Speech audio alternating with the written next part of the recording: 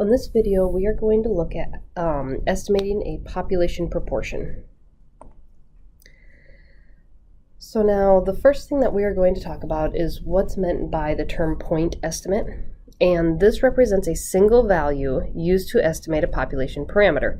Now, typically, our point estimate is going to come from a sample. Now, since we're focusing on proportions for this video, we are going to look at that specifically. So our symbol here is known as p hat. That represents the sample proportion, which would be the best estimation for our population proportion.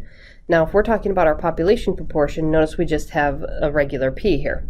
So p hat is an indication that our proportion is from a sample, and then just the regular p is an indication that it is the proportion from our population. Okay, so our first example we're going to look at, it says a survey of 1,300 registered voters found that 455 said they were planning on voting in the next election. Based on the survey, what is the best point estimate for the proportion of all registered voters who plan on voting in the next election? So for this one, what we're trying to do is we are trying to find the best point estimate for the proportion of all registered voters. So we're trying to find the best estimate for the population. Now, on our last slide, it showed us that the sample proportion is the best point estimate for a population proportion. So what we're going to do is we are going to calculate p hat. So to find our proportion of registered voters that said they were likely to vote in the next election, we take our 455 that said they were likely to vote and divide it by the total of our sample. When we divide that out, we end up getting p hat equal to 0.35. So the best point estimate for the proportion of all registered voters who plan on voting in the next election is going to be 0.35. Okay, now we just found our point estimate for our example to be 0.35, but we cannot, guarantee that that's the actual value from the population. It's just our best estimate. So most of the time what we're going to do is we're going to actually end up using a confidence interval.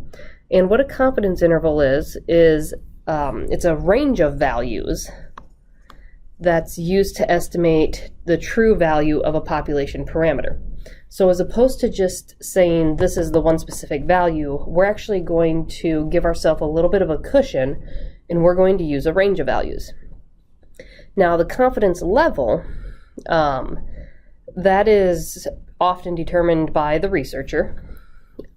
That's the probability that the confidence interval actually does contain the population parameter. Now, most of the time to find our confidence level, we'll have to take 1 minus alpha.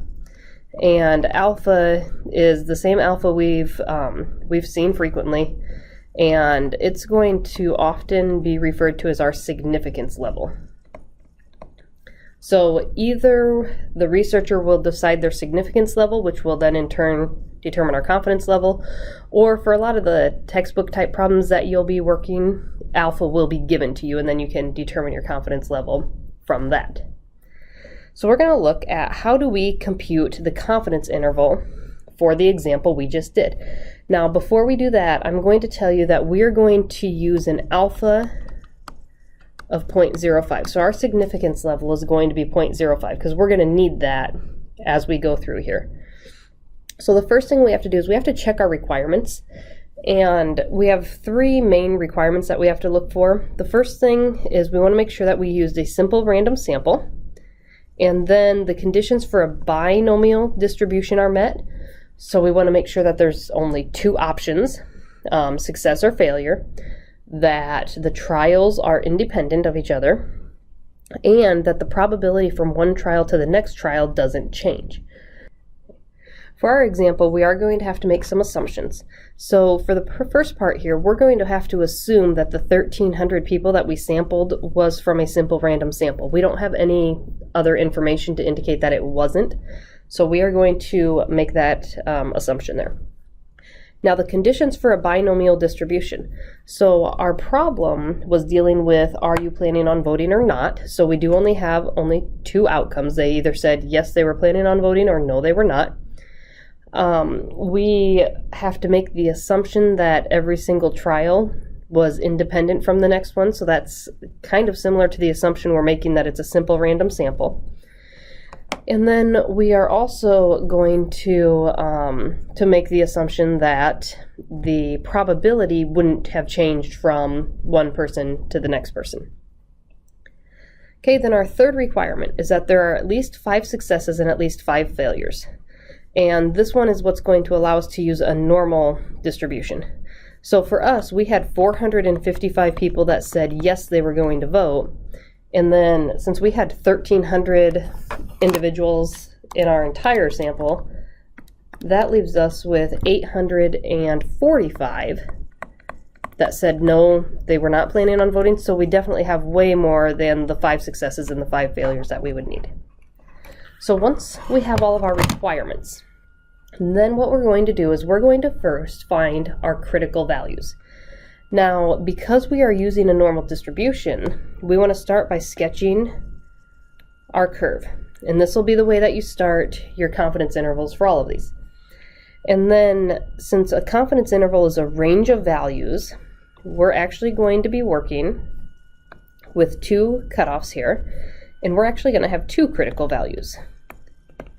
These are both going to be z-scores. Now, for our example, I told you that alpha was going to be equal to 0.05, which means our confidence level is going to be 0.95. So this confidence level right here is actually going to represent the area in the center of our distribution. So what that leaves us with is we need to find the area that goes in each of these tails on our diagram. Now, I know that the area that I'm missing is 0.05. It's my alpha that I'm missing. But because I have 2 tails, I have one on the left side here and one on the right side here, I have to do alpha divided by 2 because I have to split that area up equally. So when I do that, I end up getting that the area in each tail is 0.025 for each of these tails.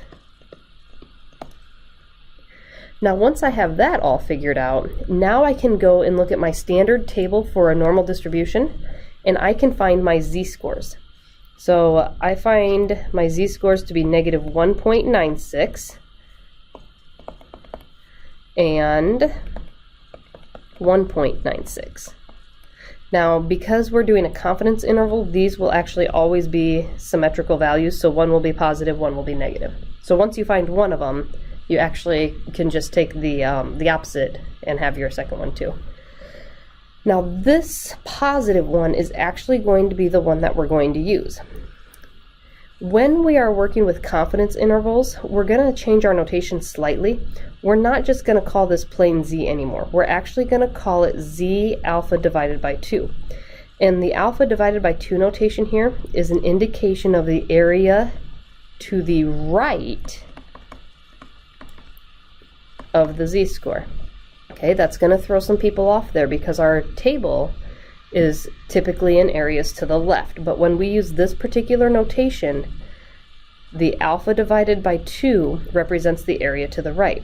And if we look at our diagram, that's the 0.025, which we got by taking our alpha divided by 2. So that's why the notation is alpha divided by 2, because that's where we come up with the area that we need for the confidence interval. So we would write this that our z alpha divided by 2 is equal to 1.96. We're going to need that value in our next step. So now step 3, we're going to compute what's known as our margin of error. So the margin of error here is just a typical margin of error. It tells us how far above or below can we be. So our formula for it says our margin of error is equal to, here's our z alpha divided by 2 notation, and then we have to take that times the square root of p hat times q hat divided by n. So for the problem that we're working on, what this would look like is we would take our z alpha divided by 2, that was our 1.96, and we're going to times that by the square root. Now p hat was the very first thing we calculated. That was when we took our 455 divided by our sample size, and got 0.35. So we're going to do 0.35 times, now Q hat is the complement of 0.35, so I would do 1 minus 0.35 to get my Q hat, which is 0.65. And we're going to use that value here. And divided by n, well, n was our sample size, and that was our 1,300. So now it becomes a matter of plugging this into my calculator, and when I do this entire computation, make sure that when you do the square root, it's the square root of this whole thing. So depending on how you enter it into your calculator, you may need an extra set of parentheses in there. But when you do the computation, you should end up getting 0.02598. So this right here represents our margin of error. Now, if we think of this in terms of like percent, this would be about 2.6%. So it's saying that we might be off by about 2.6% above or below what our estimation is. So now to actually do our entire confidence interval, because it says it's a range of values, what we're really going to do is we're going to go from our point estimate, the 0.35, and we're going to go up our margin of error, and then we're also going to go down our margin of error, and that's going to give us our two values that we need for our confidence interval, because our margin of error tells us how far above or how far below can we be. There's three common ways to write our final answer. The first way here, we can take our p hat and subtract our margin of error. So we would take the 0.35, subtract our margin of error, okay, and that's going to leave us with 0.324. Notice that it says we typically will round to 3 significant figures for these problems. So we would use that as our first value. So we would put down 0.324 is less than p. Now notice this is regular p, so this is our population proportion, not p hat. And then to get our top value, we would take our p hat and we would add our margin of error,